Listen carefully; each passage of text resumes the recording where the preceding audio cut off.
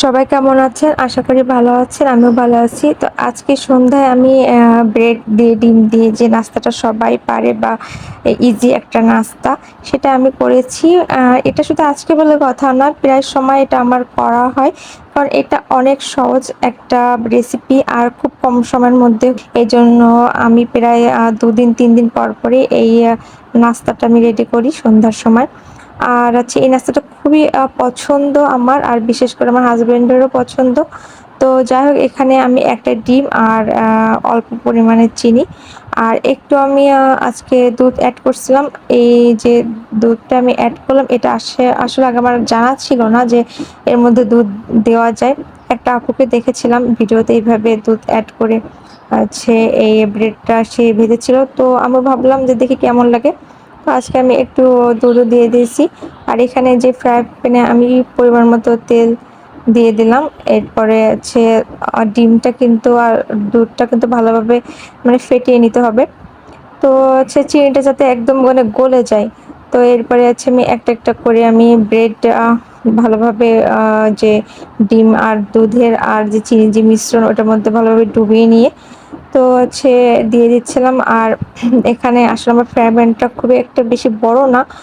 তো ১ম এ আমি আসলে বুঝতে পারি নাই, এজন্য আমি ৩ টা ব্রেড দিয়ে দিয়েছিলাম। তো ৩ টা ব্রেড দেওয়ার পর যেটা হচ্ছিল যে একটার উপরে আরেকটা মানে উঠে গেছিল, এমন একটা অবস্থা। আসলে ১ম এ না বুঝলে যেটা হয়।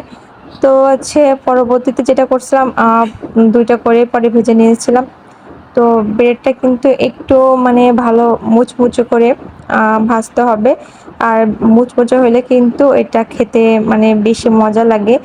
আর এই ব্রেডটা কিন্তু পুরাটা একদম নরম হয়ে আছে। কারণ যেহেতু আমি দুধের মধ্যে ভালোভাবে ডুবিয়ে নিয়েছিলাম, এজন্য কিন্তু ব্রেডটা একদম মানে নরম। তো যেহেতু নরম আছে সেজন্য ভালো করে ভাজতে হবে, নাহলে কিন্তু মজা লাগবে না। আরো একটা জিনিস মানে যেটা বেশি মজা হয় যে যদি ডুবো তেলে ভাজা যায়, তবে আমি এখানে অবশ্য ডুবো তেল দেই নাই। কারণ হচ্ছে তেলটা একটু আমি কম দেওয়ারই চেষ্টা করি সবসময়। সেটা ভাজা হোক কোনো কিছু বা তরকারি হোক, সবসময় আমি একটু তেলটা একটু কম রাখারই চেষ্টা করি। যাই হোক, তো এই যে মোটামুটি কিন্তু ৩ টা এখানে আমার দেখা যাচ্ছে হয়ে গেছে। আর এখানে কিন্তু মনে হচ্ছে যে ব্রেডটা বেশি হয়তো ভাজা হয়ে গেছে, পুড়ে গেছে, এমনটা কিন্তু না।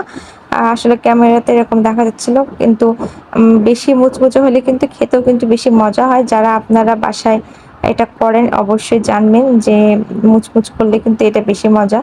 তো পরবর্তীতে কিন্তু আমি আসলে ২ টা ব্রেড এভাবেই দিয়েছিলাম।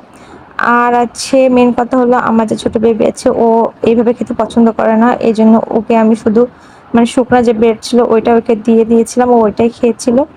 তো এই যে আমার নাস্তাটা তৈরি হয়ে গেছে। তো ভিডিওটা কেমন লাগলো সবাই কমেন্ট করে জানাবেন।